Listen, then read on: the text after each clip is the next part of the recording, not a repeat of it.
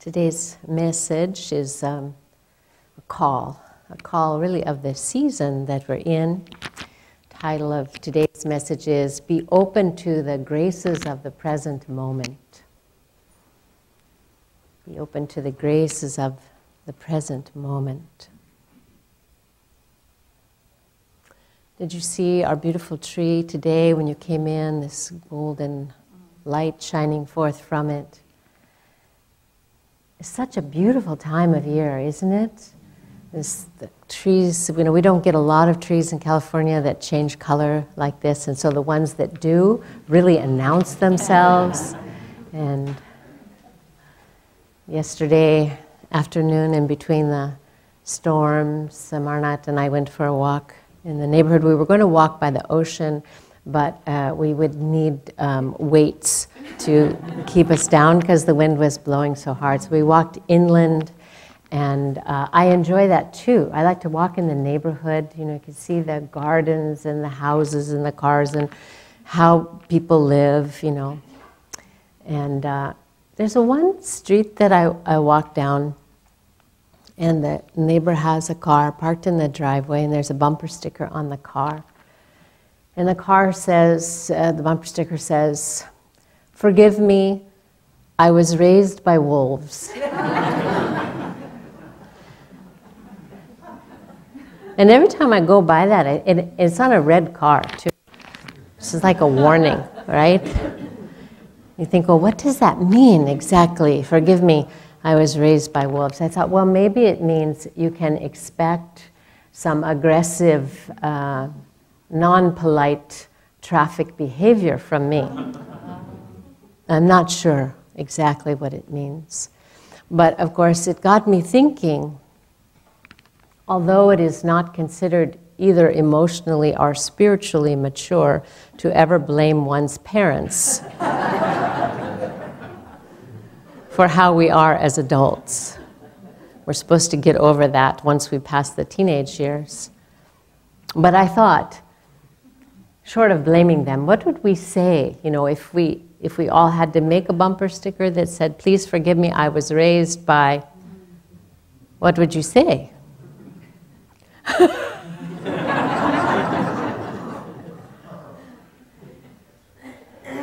I thought I would say, "Please forgive me, I was raised by complainers."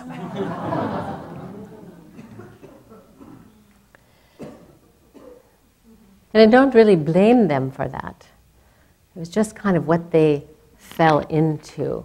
They came out of very difficult situations, out of abject poverty, and there was a time when they could ascend, to the middle class.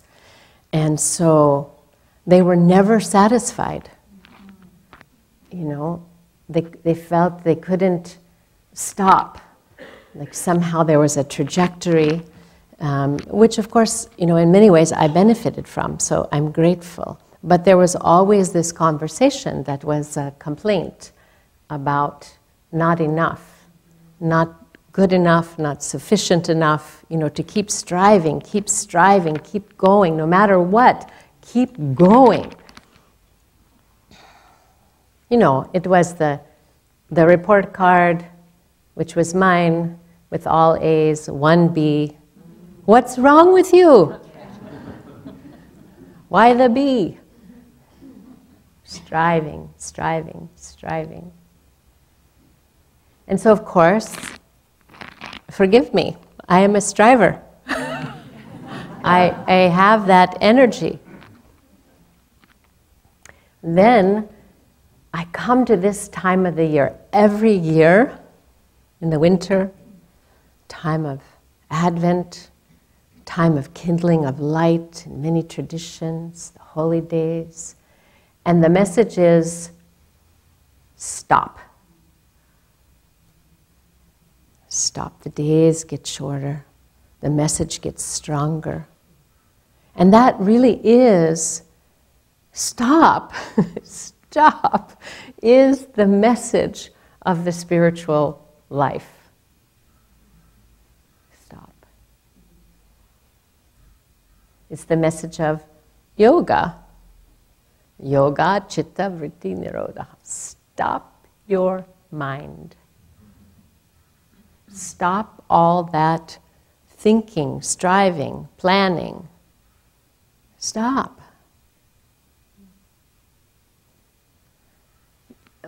Because the promise is, when you do stop, you will experience the graceful divine presence that is always there, that is within you, that is around you, that is, in fact, you. So that is the message, strong and loud and clear in this season. Stop. And the season really demands it. There's a beautiful reading, quote from Thomas Merton that Stephen Cope quoted in his Wisdom of Yoga book. Thomas Merton, Catholic contemplative, said, "The true contemplative is not one who prepares his mind for a particular message that he wants or expects to hear, but one who remains empty because he knows that he can never expect to anticipate the words that will transform his darkness into light." I'm going to read that one again. The true contemplative is not one who prepares his mind for a particular message that he wants or expects to hear. That's a striver.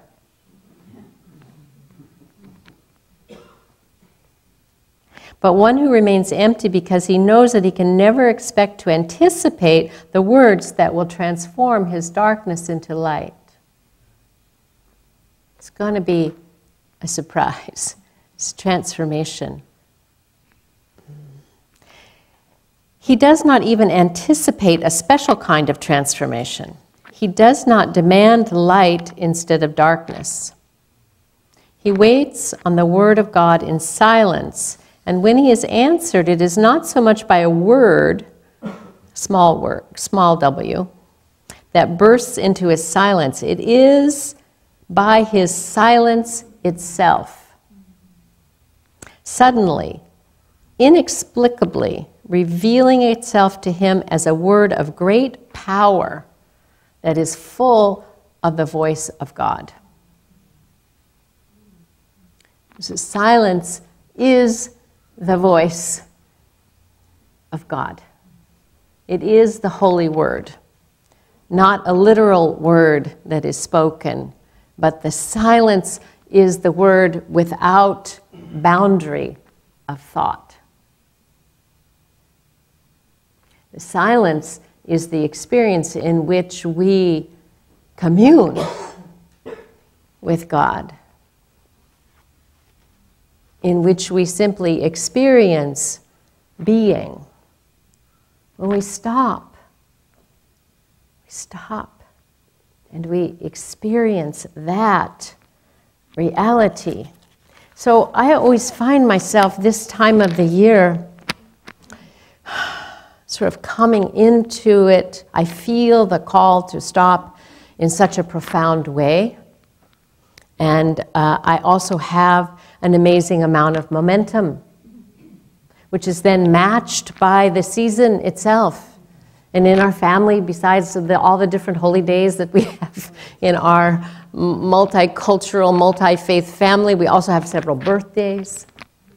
And then there are, communications with friends that you want to make, all of that. Year-end projects to be wrapped up. So how to stop in this time? So I am naturally pulled to the profound teachings in the Christian tradition at this time of the year, the Christmas story, the Advent story, which is a story of waiting for the birth, of stopping and waiting for the birth. So just go back and read the gospel accounts of the story at this time of the year to help me come into deeper connection with the presence of this time.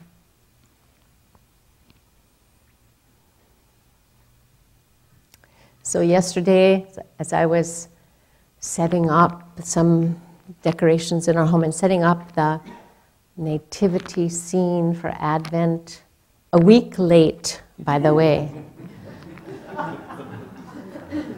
but at least before Christmas, which is really good. I went back to read the gospel accounts, and I'm always struck by how the call comes to everyone in that story, you know, to Mary, to Joseph. Well, we don't know about the account of the baby Jesus, but, you know, the shepherds, the kings, Herod, everybody's having their moment.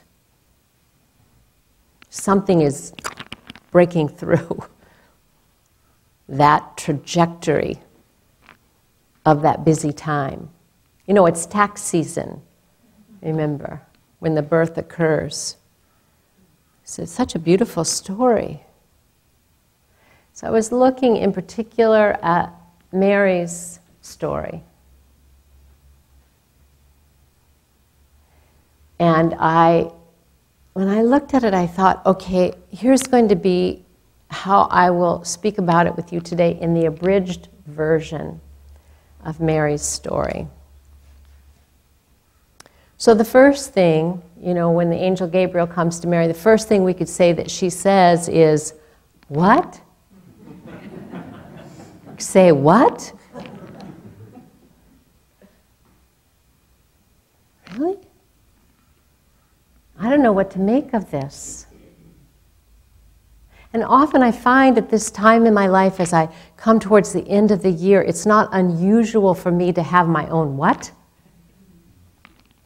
You know, something goes on in the family or with a friend, or some tension is inside of me that says, what? Really? This is happening? And then the next thing she says is, how? And I have that refrain too. And I consider this trajectory of this holy time as a time of healing, and so that's something that is right on the tip of my tongue. How will this happen? How will this healing come? How will this change come about? How will I move through this time gracefully? How will I be inspired? How will I be the presence of love in my family? So she asks, what? Then she asks, how? And then, of course, the response is, don't worry about it, because with God, it's all possible.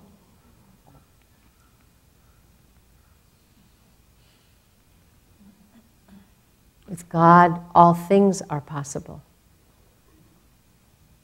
So that dream that you have, that pull that you have, that call that you have, the fulfillment of that becomes possible with divine grace.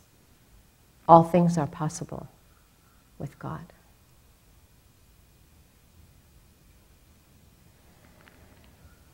And then she says, the third movement of our story, she says, let, allow, let it be. Let me stop striving.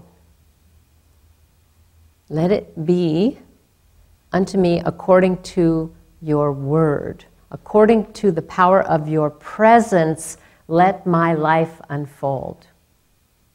According to the power of your word, the power of your presence, let my life be supported and unfold. Let it be unto me according to your word, according to your presence, supporting me, guiding me each step of the way. Though I cannot see what's on the other side of this. Let it be. So what?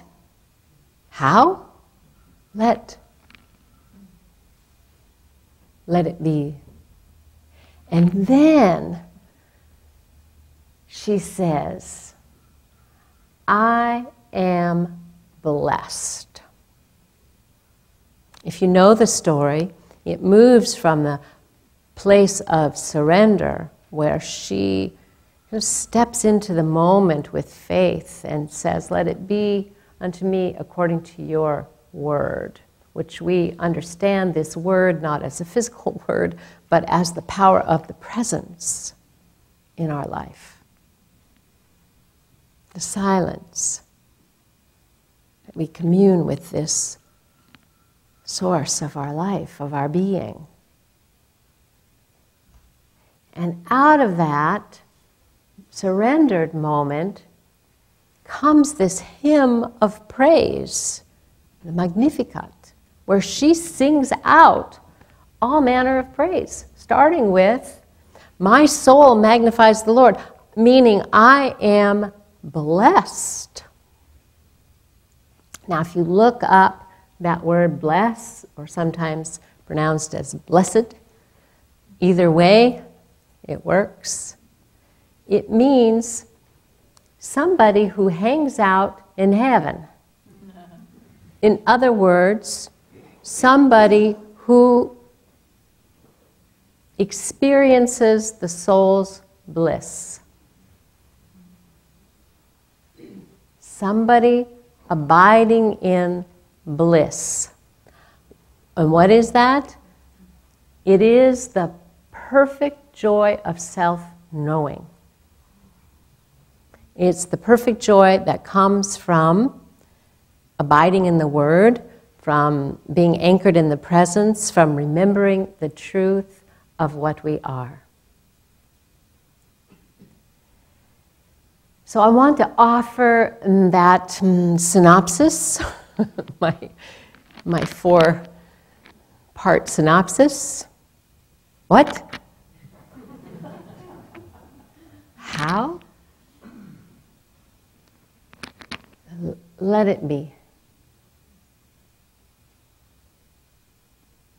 And that let it be is not a resignation. It's not, let it be. It is, let it be. Let it be in accordance with the power and presence of God, the power and presence of Spirit.